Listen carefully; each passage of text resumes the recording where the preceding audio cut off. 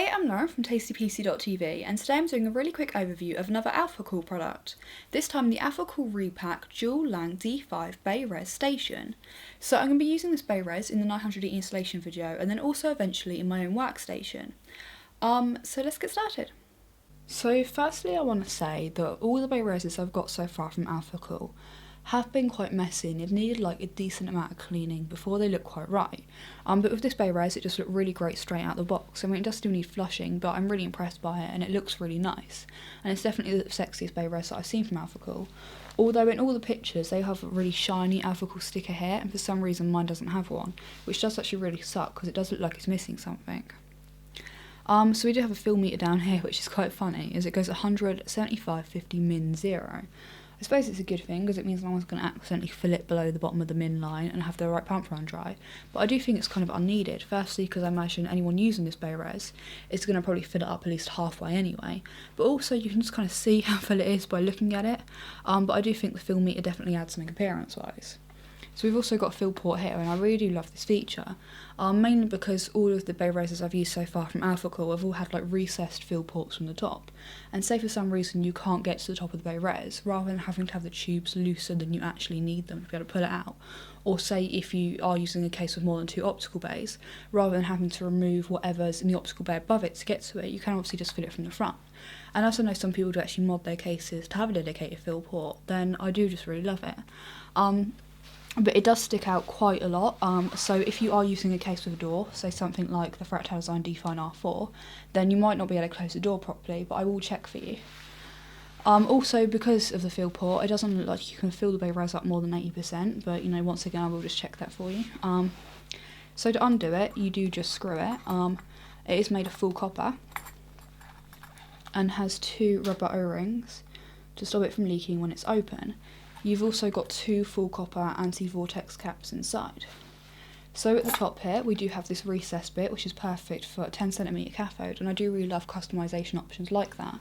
There's also these 4 holes at the back, 2 on this side and 2 on this side, that do actually look perfect for LEDs, but they don't actually go anywhere, so I don't have a clue what they're for. But you can see where you fit the 2 D5 pumps. Now with this Bay Res you do have the option of either getting it with no pumps installed and buying them and installing yourself, or getting it with 1 or 2 pumps pre-installed.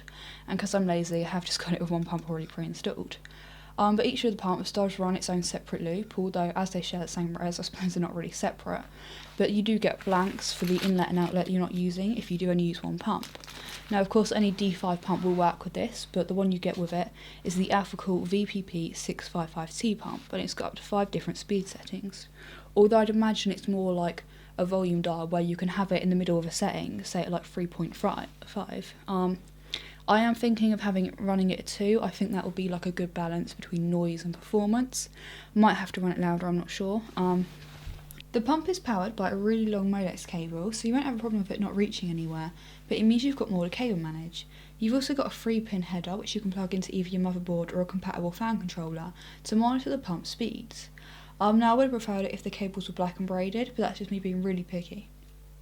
So I have now temporarily fit the Bay Res inside my Define R4, and it does fit perfectly, and the doors are still pretty much closed completely, which is good.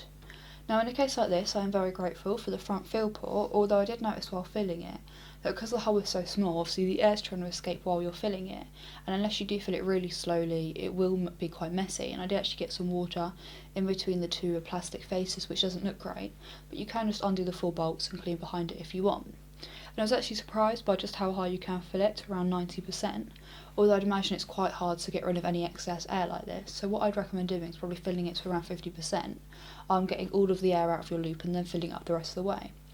Also using clear coolant, it is quite hard to see the fill meter, but if you're using coloured coolant I'd imagine it stands out quite a lot.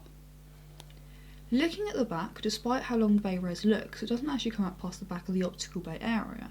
Now the pump is actually really well hidden, so it looks really good, and the cables are quite easy to kind of tuck away, so it doesn't really matter that they're not braided. I do imagine it could look quite messy and be quite hard for you to get it looking nice if you are having 4 tubes running into the Bay Res, so personally I would just use it with 1 pump and have 2 tubes coming out of it, but then again I've never really liked complex loops. Now one thing that I did notice is it is near on impossible to change the speed settings on the pump with it like this. So you want to make sure that it's at speed you're happy with before building the loop. Otherwise you'll have to either have the tubes really long to be able to pull it out and change the speed, or pretty much dismantle the loop completely to do it. So that was just my really quick look at the Alphacool Dual Lang D5 station.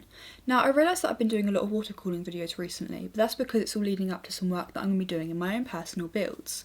And I've realised that I've also been doing quite a lot of overviews recently, but as well as the longer reviews, I do like to do like the quick short overviews just so I can make more videos for you guys. But I do really like this bay res, and I really hope it performs as well as it looks. I'd love to know what you guys think of it in the comments below.